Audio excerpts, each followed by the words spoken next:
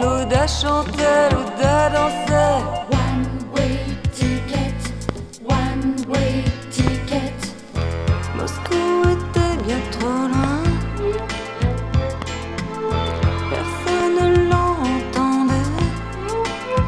Il y avait trop longtemps que l'orchestre jouait. One-way ticket, one-way ticket.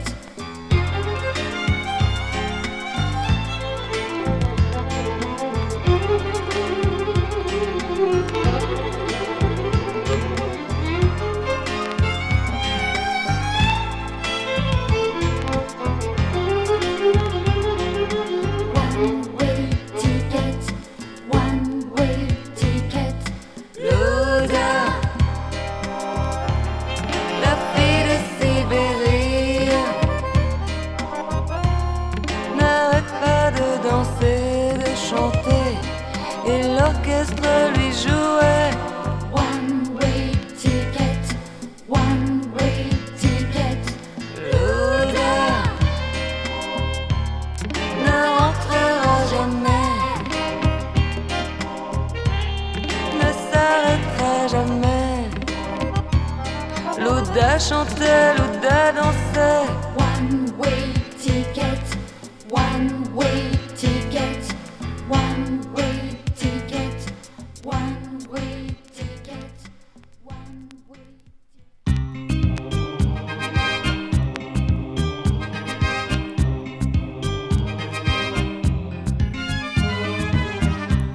Il est minuit, je marche rue Gorky à la recherche de Grégory. Dans la nuit, je croise un milicien. Un drapeau rouge flotte sur le Kremlin. Je marche, mais pas de Grégory. Pas de Grégory. Ulica Gorki, rue Gorki. Ulica Gorki, rue Gorki. Gorky Street. Je crois qu'il aimait trop les étrangères. Un soir, il m'a raconté sa vie. Moi, j'ai raconté ma ville, Paris. Voilà qu'un autre garçon me sourit. Je m'en fous. Je cherche Grégory. Ulica Gorki, rue Gorki. Ulica Gorki, rue Gorki. Gorky Street. Ulica Gorki, rue Gorki. Ulica Gorki, rue Gorki. Gorky Street. Un drapeau rouge flotte sur le Kremlin. Quelques touristes sur la place rouge. Dans la nuit, je croise un milicien. Tout le monde rit de mon désespoir. Et personne n'a vu Grégory. On me dit, n'en fais pas une histoire. Ici, les gens n'ont pas de mémoire. Marche jusqu'au bout de la rue Gorky. Marche, marche, oublie Grégory. Ulica Gorki, rue Gorki. Ulica Gorki, rue Gorki. Gorky Street. Ulica Gorki, rue Gorki. Ulica Gorki, rue Gorki. Gorky Street.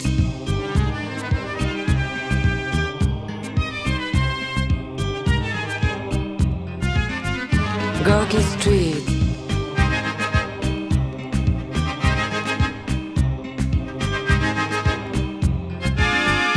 Gorky Street.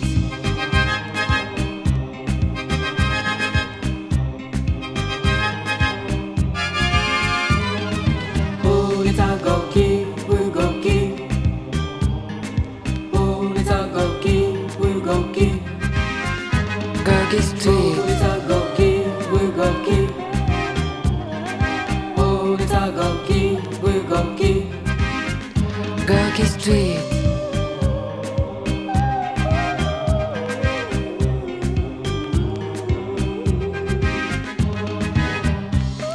Personne n'a vu Grégory?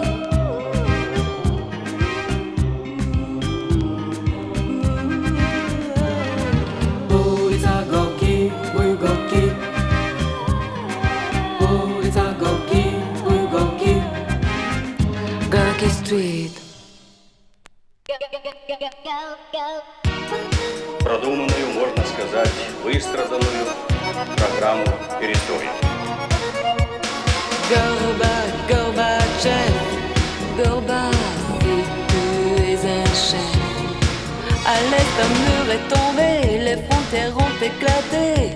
Un homme apporte l'espoir, mais la route est longue, la route est si longue qu'on a du mal à y croire. Gorbatchev, Gorba, si tu es un chef. Gorbatchev, Gorba, si tu es un chef.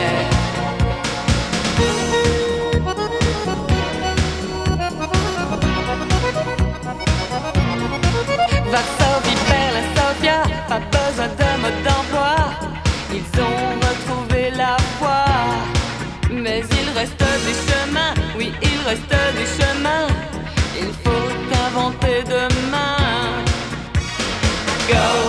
Gorbatchev, Gorba, si tu es un chef. Gorbatchev, Gorba, si tu es un chef.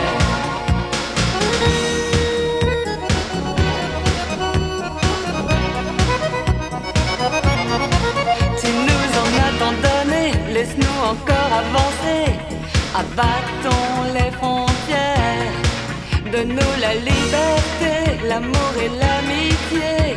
Brisons toutes les barrières. Gorbatchev, Gorba, si tu es un chef. Gorbatchev, Gorba, si tu es un chef.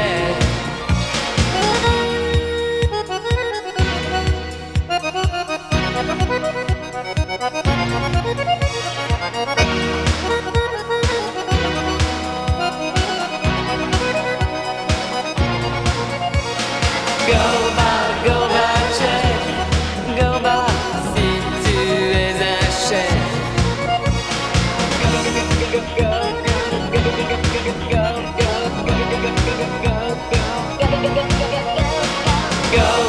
Gorbatchev,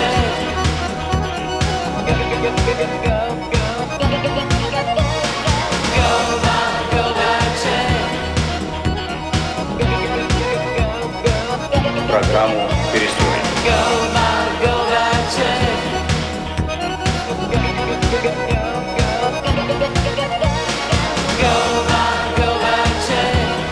Gorba, si tu es un chef. Gorbatchev, Gorba, si tu es un chef. Программу перестроить. Gorbatchev, Gorba, si tu es un chef. Gorbatchev, Gorba.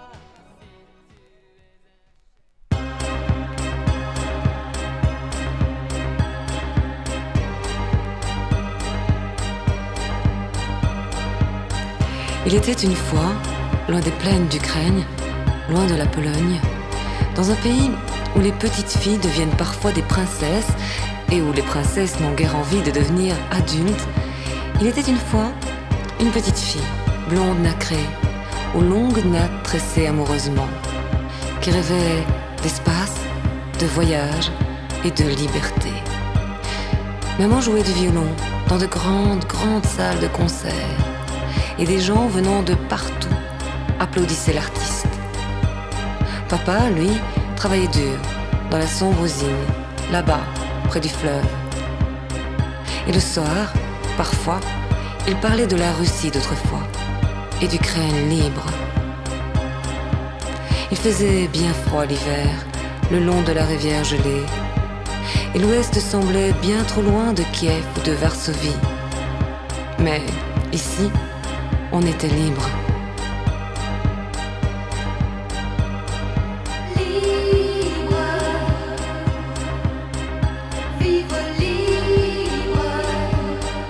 Libre. Ce mot devint une religion pour la petite fille.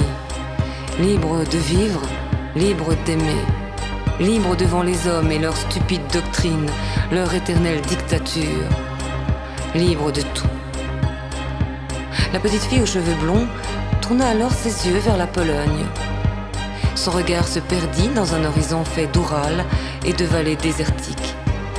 Et il entendit une voix lui souffler doucement « Catherine, reste avec nous, ne nous oublie pas. » Catherine, c'est son prénom, regardait alors vers l'ouest et, défiant les hommes, la peur et les faux magiciens, décida de n'être plus une petite fille.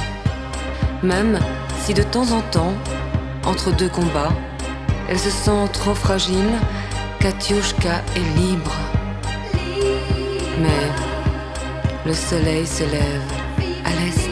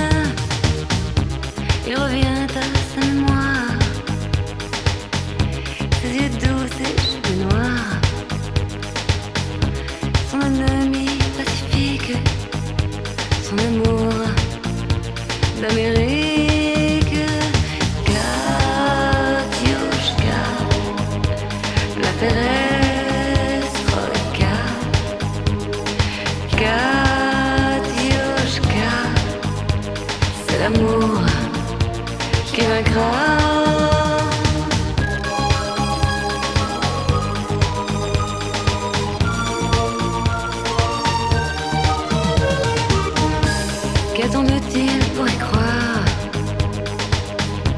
Un visage, c'est sa victoire.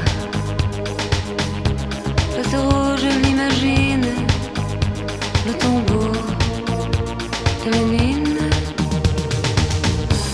Un bureau, quelques tiroirs, et cet interrogatoire. Dans le bruit des machines, des regards l'examine. Katiouchka, la perestroïka. Katiouchka, c'est l'amour qui vaincra.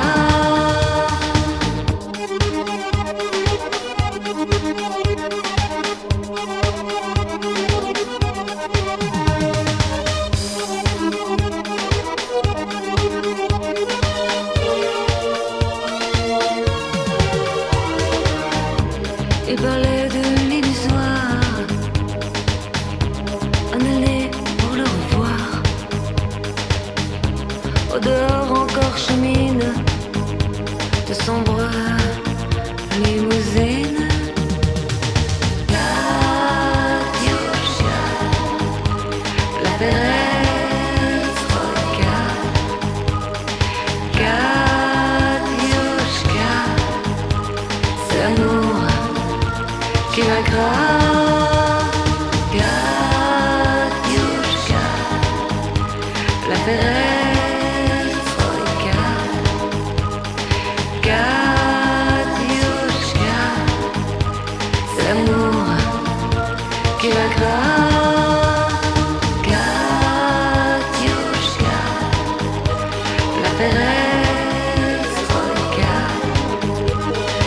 Katiouchka, c'est l'amour Vidagrad.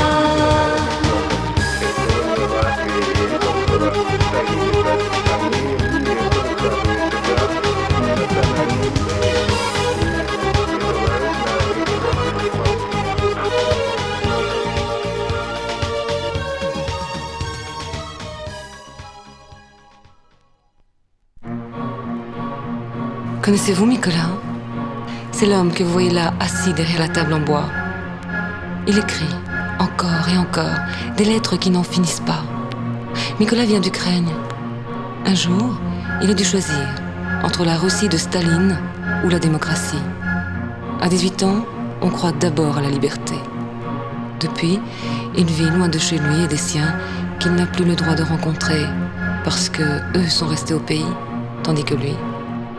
Alors, Nicolas écrit encore et encore des lettres qui n'en finissent pas et qu'il envoie à sa famille rester là-bas. Il raconte sa vie sans eux sur une terre qui n'est pas la sienne. Il évoque sa liberté, son bonheur, parce qu'il ne la partage pas avec ceux qu'il aime. Heureusement, Nicolas a des copains, Alyosha, Vassil, Petrouchka et Boris, avec qui il parle de la Russie, parfois. Ils redessinent ensemble la place rouge ou la Volga. Ils lèvent leur verre de vodka à la santé de Sakharov et de Lech Walesa. Puis les verres vont se fracasser bruyamment sur le sol. On n'oublie pas toutes les coutumes d'autrefois. Et la vodka aidant, on se souvient bien mieux de l'école en bois, des champs de blé blond et de la si jolie Natacha. Puis le lendemain, ils écrivent à nouveau des lettres qui n'en finissent pas à leur mère, père, sœur, frère, restés là-bas. Quand il a un peu d'argent, Nicolas, il envoie des colis qui enferment des jeans, des vêtements chauds et surtout des bas de soie. Que sa mère pourra revendre à bon prix, il en manque en Russie. Et là aussi, les filles aiment se faire jolies. Parfois, Nicolas se dit qu'il a peut-être mal choisi. Parce que vivre sans sa famille, même dans un pays libre, ça ne rend pas heureux. Il essayait d'obtenir son visa, Nicolas, pour les rendre visite à sa mamouchka. Mais on lui a refusé, parce qu'il est réfugié politique. Il n'a jamais fait de politique, Nicolas. Il était jeune, c'est tout. Et il avait soif de liberté. Est-ce qu'un jour, la politique changera? Est-il possible qu'un jour, Nicolas puisse aller embrasser ceux qu'il aime et qui lui manquent tant? Certains y croient. Dans la cuisine, Krisha prépare le borsch. Il a le même fumé que celui de son enfance. Elle regarde son mari, Nicolas. Il écrit, encore et encore, des lettres qui n'en finissent pas à sa famille, restée là-bas.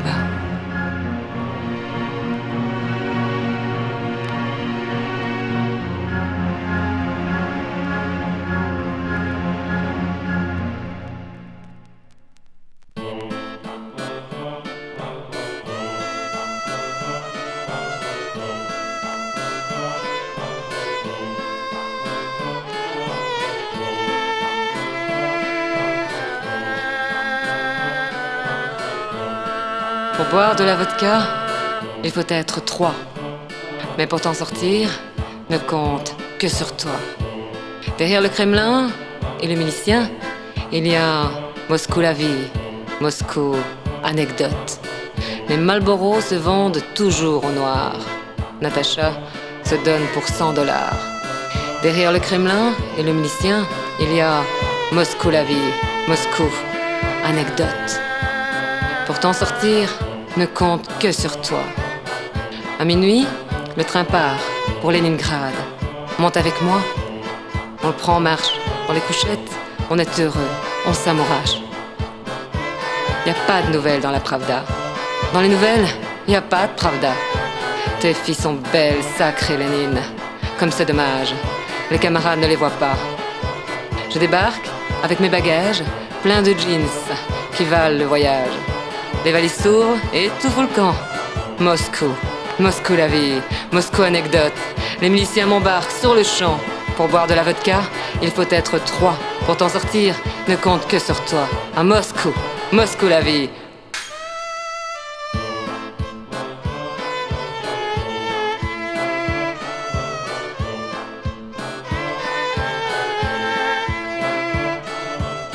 Pour boire de la vodka, il faut être 3. Mais pour t'en sortir, ne compte que sur toi. Derrière le Kremlin et le milicien, il y a Moscou la vie. Moscou, anecdote. Les Marlboro se vendent toujours au noir, Natacha se donne pour $100. Derrière le Kremlin et le milicien, il y a Moscou la vie. Moscou, anecdote. Moscou la vie. Moscou, anecdote. Moscou.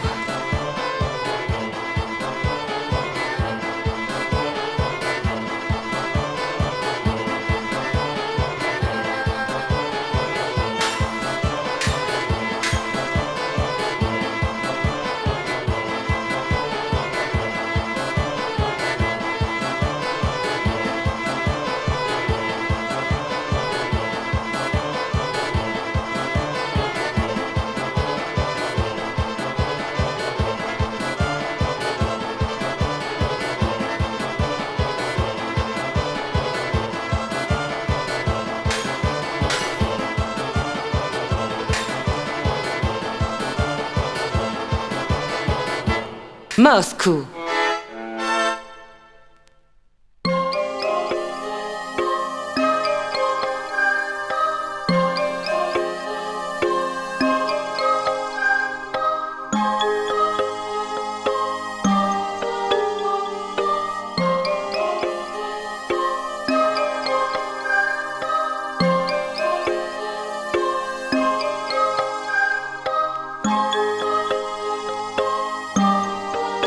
Je n'ai pas connu Tchernobyl. Dis-moi, Monsieur Pouchkine, de Tolstoï à Gagarine, je n'ai pas connu Tchernobyl.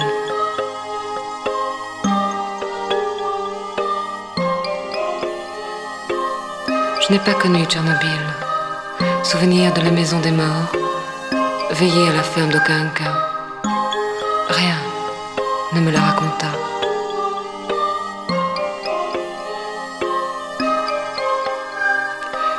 Je n'ai pas connu Tchernobyl. Dis-moi, camarade Lénine, de Jivago à Karénine, je n'ai pas connu Tchernobyl.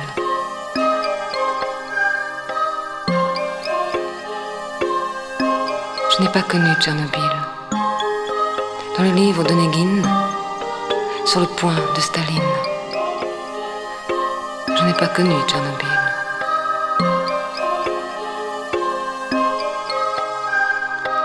Je n'ai pas connu Tchernobyl. Dis-moi, Solzhenitsyn, au pavillon des cancéreux, je n'ai pas connu Tchernobyl. Je n'ai pas connu Tchernobyl. Tchernobyl.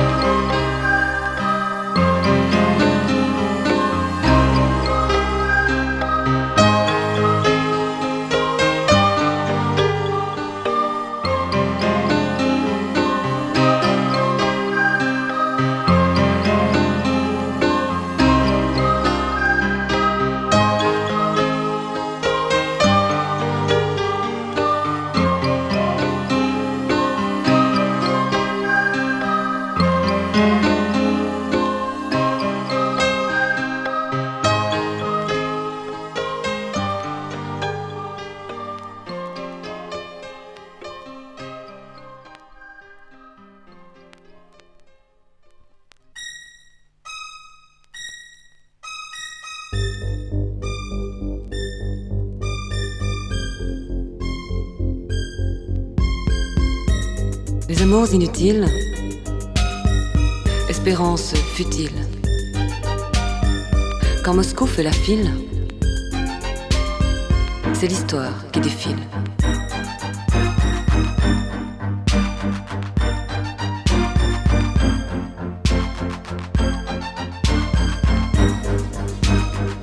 Comme un arbre élagué,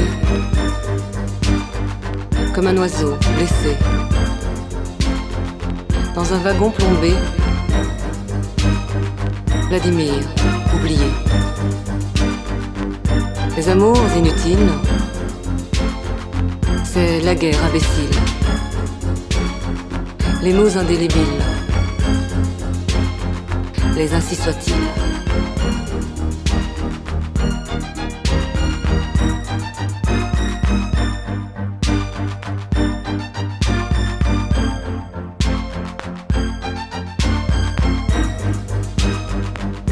Vladimir oublié, ton heure est arrivée. Il faut ressusciter les morts et leurs idées.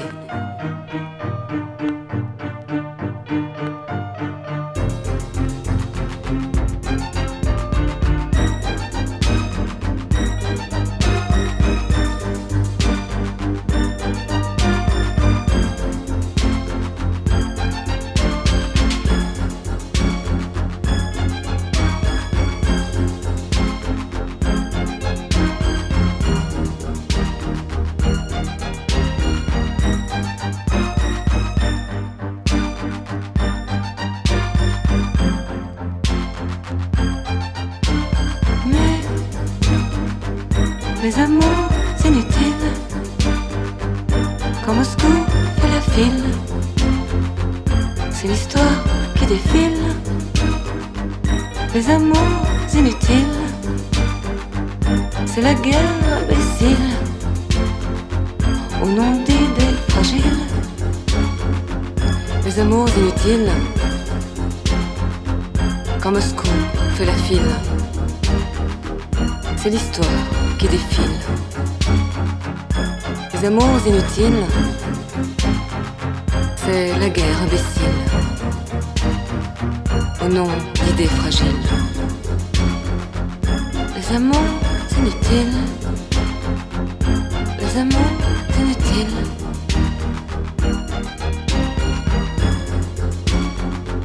Les amours inutiles,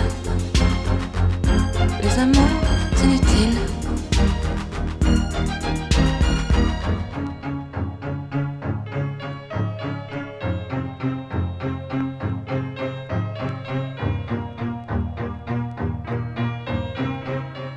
Quand Moscou fait la file, dans les rues tranquilles, un espoir volatile, une île.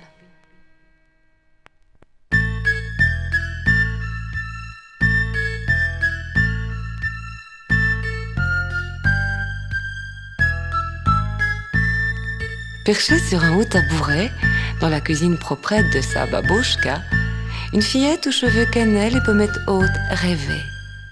Elle essayait, comme bien d'autres enfants de son âge, d'imaginer ce que serait son futur. Maroussia, c'était son prénom, promenait ses yeux pâles dans un monde qu'elle s'inventait. Sa vieille babouchka, au visage rond et chiffonné par les ans, caressait tendrement un chat qui ronronnait sur ses genoux. La bonne babouchka, couvant du regard sa petite fille, souriait. Le temps d'un soupir, Maroussia quitta le pays des rêves et posa le regard sur sa grand-mère. « Pourquoi souris-tu, Babousse ?» Et tout bas, Babouchka répondait « Parce que je sais à quoi tu penses. » La fillette incrédule haussa les épaules avec insouciance. « C'est impossible, voyons, j'invente. » Maroussia, chérie, ici, en Russie, les enfants font tous les mêmes songes.